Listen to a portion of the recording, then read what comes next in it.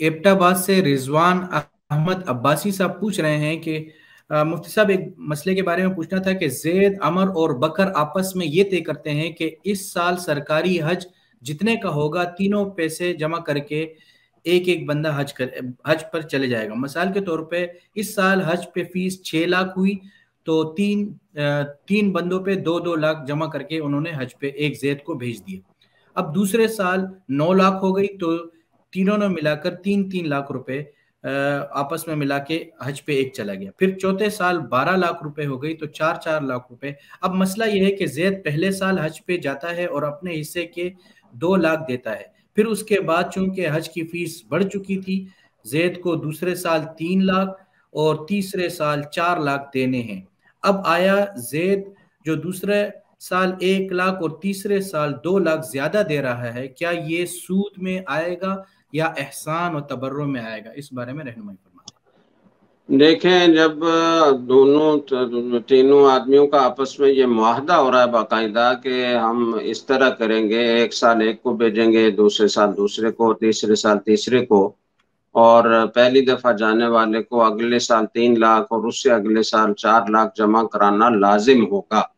तो एक किस्म का मुआहदा हो गया है, और मुआहदा हो गया तो ये फिर कर्ज है, कर्ज के ऊपर नफा उठाना है जो सूद के जुमरे में आता है।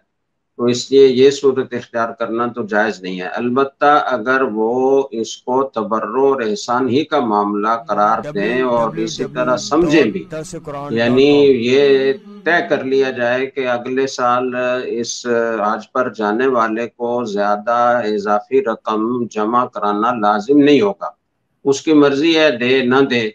अगर इस पर इत्तेफाक हो जाता है और वो ना दे तो किसी को शिकवा शिकायत भी ना हो, तो फिर ये तबर्रो और एहसान होगा, लेकिन आमतौर पर ऐसा होता नहीं है। इसलिए बेहतर सूरत यह है कि आप बजाय इस तरह का आपस में मुआहदा करने के एक इज्तिमाई फंड कायम कर लें और तीनों या तीन से ज्यादा अफराद को उसमें शामिल करें और उनसे ये कहा जाए कि आप वक्तन फवक्तन हसब तौफीक इस फंड में जमा करवाते जाएं, और ये बामी ताउन का फंड होगा, और इसमें से जो है वो फायदा उठाने वाले इसी ग्रुप के लोग होंगे। ये भी शर्त लगाई जा सकती है।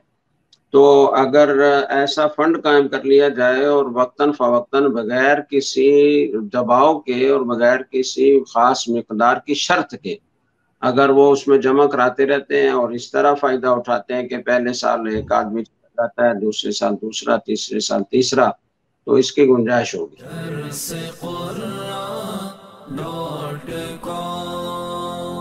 www.dasquran.com